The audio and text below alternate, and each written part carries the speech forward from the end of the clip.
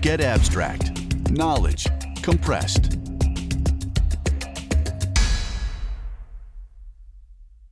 Managers worry about how to motivate employees, but they shouldn't waste their energy.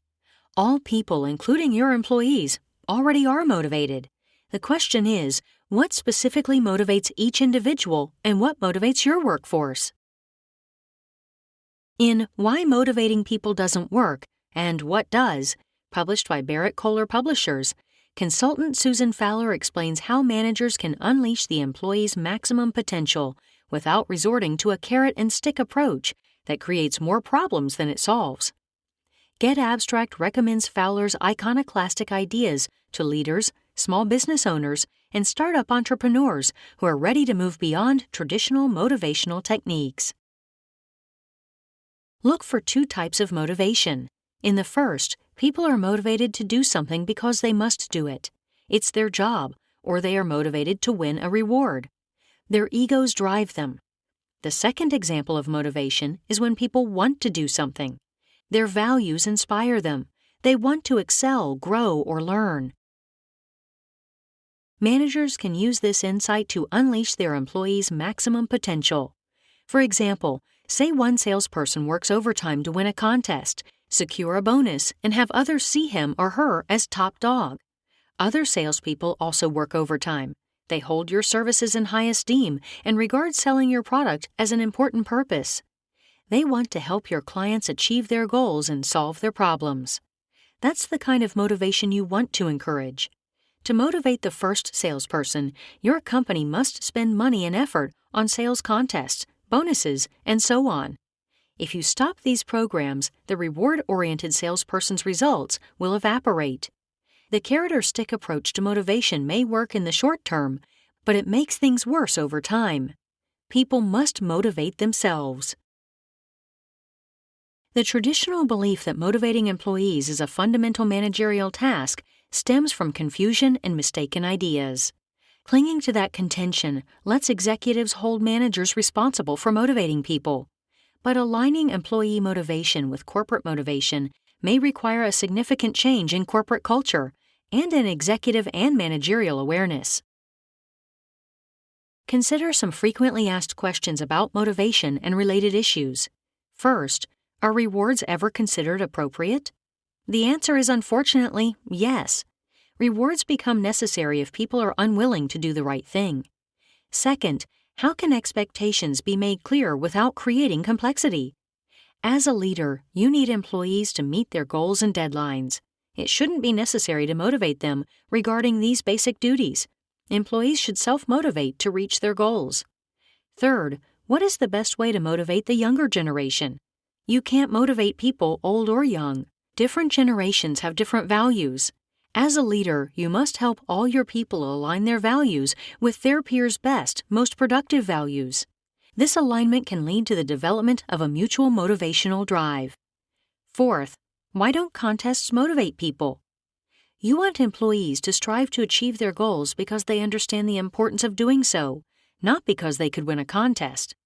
Motivational contests direct employees' focus away from their daily, weekly, and monthly goals and toward temporary, arbitrary competitions. Finally, why is competition ineffective in spurring motivation?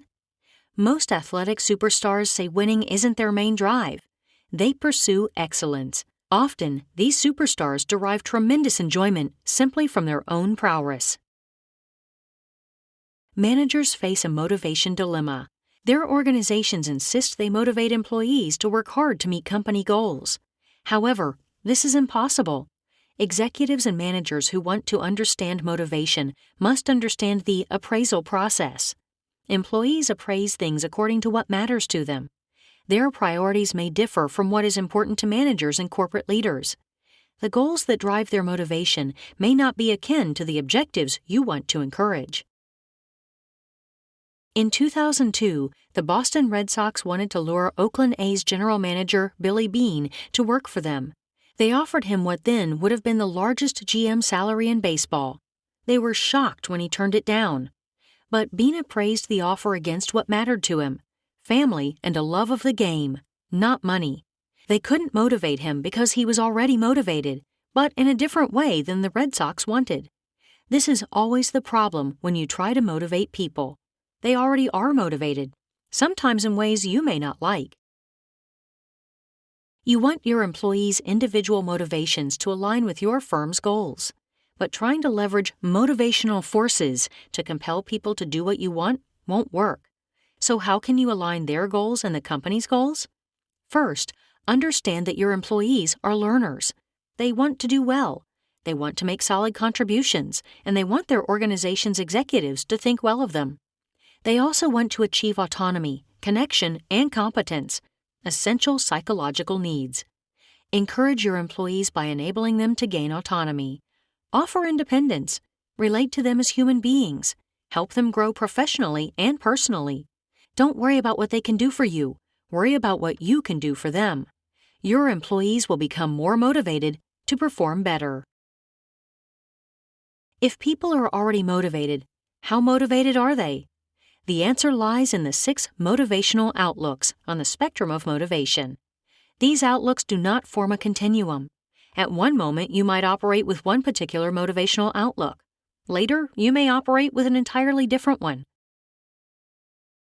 To illustrate how motivational outlooks work, consider them in light of a routine meeting where 6 different employees are each operating individually based on a different mode of motivation.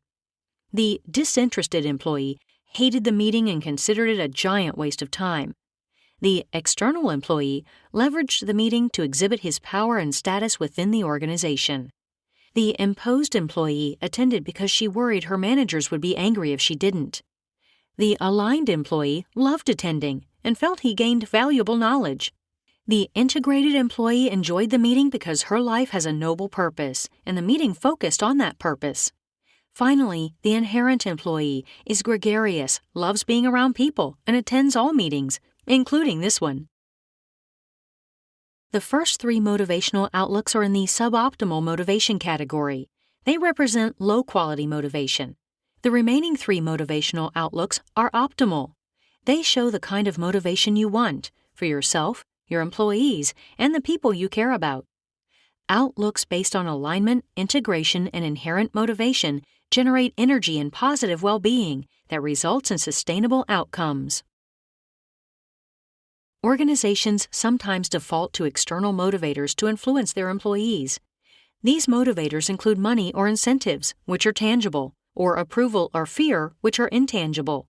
These forces work directly against the important psychological requirements employees have for autonomy, relatedness, and competence. External motivators actually undermine motivation. When companies focus on autonomy, relatedness, and competence, they and their people benefit. These organizations develop self-governing employees who believe in accountability. Such companies promote strong personal relationships, which motivate exemplary citizenship behaviors among employees. This emphasis on competence and professional development helps create and sustain learning organizations.